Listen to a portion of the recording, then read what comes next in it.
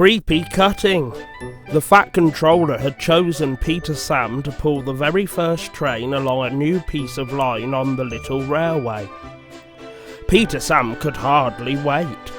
He was very excited. Peter Sam was given a good polish to look his best. Soon he was coupled to some carriages full of passengers. "All set," said Peter Sam, feeling really useful. Then he steamed on his way. But as Peter Sam rolled over the new track, it was dark and lonely. There were tall cliffs each side. Peter Sam puffed on bravely. Suddenly he heard puffing all around him. Peter Sam was puzzled. "Smoke and steam," he thought. "There's another engine here." Peter Sam slowed down. "Hey, what's wrong?" asked his driver. "I'm waiting until I can see the other engine," called Peter Sam. "But you're the only one using this track," said his driver. Peter Sam did not understand. "It's enough to make my wheels wobble," he shuddered as he hurried off. That night in the shed, Peter Sam told his friends. "You don't believe in invisible engines, do you?" he asked. "Ha! Of course not," laughed Rheneas. But next morning Rheneas had to travel along the new line. Grey rain clouds made it even more gloomy. Rheneas whistled to cheer himself up. "Beep!" To his amazement came a reply. "Beep!" Rheneas was shocked. He raced on so fast his driver wondered what the rush was. But all Rheneas wanted to do was leave the new track behind as fast as possible. After work he told the others what had happened. "Peter Sam's right," cried Rheneas. "There's a ghost train about. We'll have to call that place Creepy Cutting." The next engine to use it was Skarloey. But no sooner had he rolled uneasily into the cutting when he broke down. Skarloey heard the wind whistle eerily. "Ooh, help!" he shouted. "Ooh, help!" came a reply mysteriously. "Oh no, listen, it's the ghost train," wailed Skarloey. "It's copying me." His driver heard too. "That's only an echo of your own voice," he smiled. "Any noise you make bounces back off the rock walls." Skarloey was relieved. "How silly we've been," he sighed. Rusty arrived to pull Rheneas home. Later, all the little engines laughed at their mistake. "It's not a creepy cutting now, so let's all call it Echo Pass," they happily agreed.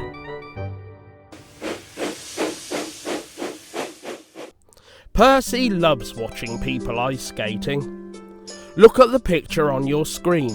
I'm going to ask you some questions about what you can see. Question 1. How many people are skating on the rink? Let's count them together. 1, 2, 3, 4, 5, 6, 7. 7 people are skating. Question 2. Can you point to the skater in the pink dress? Yes, there she is, twirling around in the middle of the picture. Question 3. What is the boy at the front doing? The boy at the front isn't skating. He's tying his laces. Question 4. What colour is the boy's hat? The boy's hat is yellow and green, and it looks very warm. Well done, you've done very well. Now it's time for another story.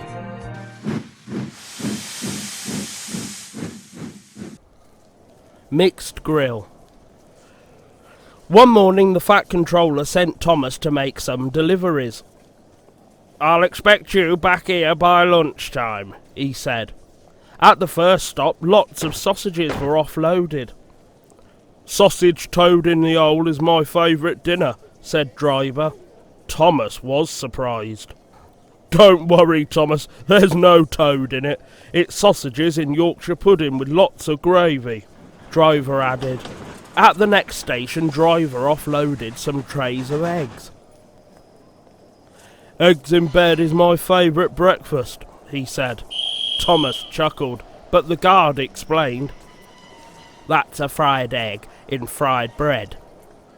At Wellsworth, a snack bar owner was waiting for a delivery of bacon and sausages. "Bacon rolls and hot dogs are my best sellers," he said. Thomas's driver laughed. "We'd better tell Thomas that a hot dog is a roll with a sausage in it before he starts to worry." By midday, Thomas reached the main station. The Fat Controller watched the delivery carefully. "What's so interesting, sir?" peeped Thomas cheekily. The Fat Controller grinned. "Sausages, egg, bacon, chips and tomatoes. That's what's so interesting. It's called Mixed Grill, and it's my favourite lunch, so I'm glad you were here on time."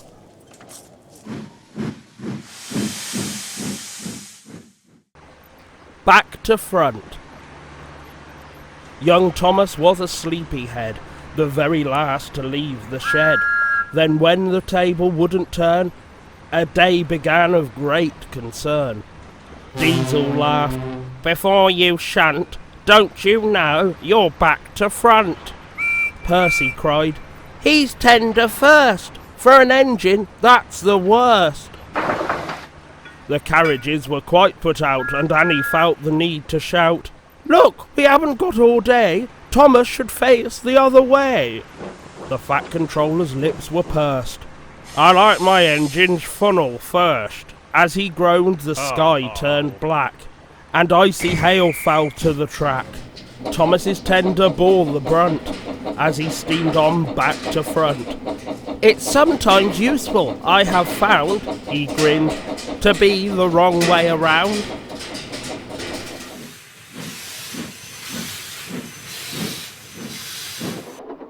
All About Skarloey. Skarloey is a very chirpy engine. He shares the workload with Rheneas and, like Rheneas, is a very hard worker. He is a very proper engine, dedicated to doing his job well and always eager to work. He became famous by bringing a train full of passengers home through very bad weather, even though he was seriously damaged.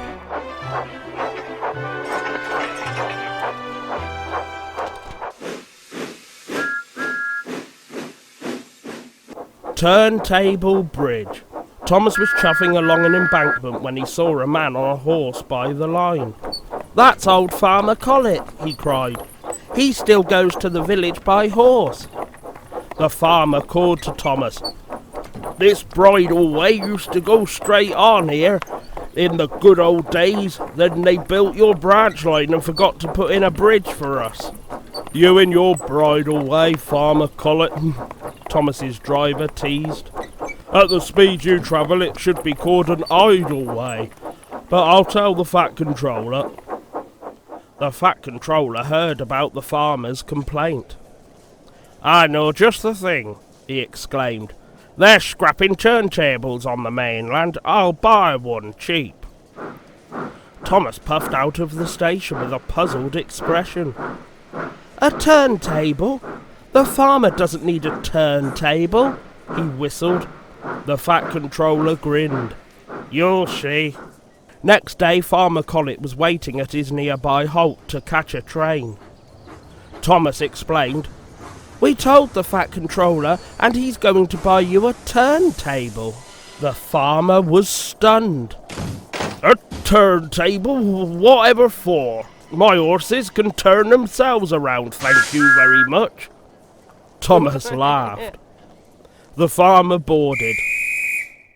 The train clattered along the embankment where the bridleway below was cut in two by the track. "I need a bridge right here," he cried. The Fat Controller sent Thomas to the harbour to pick up the turntable. At the harbour, Thomas peeped. "That's the middle bit, but where's the rest of it?" Thomas's driver explained. "The middle bit is the bit we need. It'll make a perfect little bridge. The Fat Controller's not silly." Thomas took it to the farm. He met the Fat Controller and Farmer Collet there. "This is quick work," said the farmer, "but Thomas had me worried when he said you were buying me a turntable." Thomas peeped. "Turntable Bridge, we'll call it, and it'll be just like the good old days, good old Farmer Collet."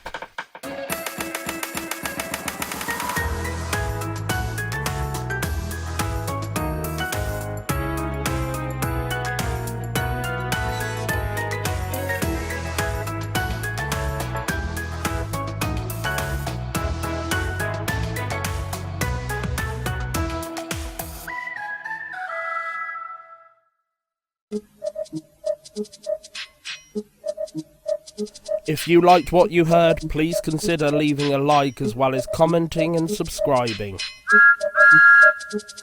See you all again soon. Bye bye.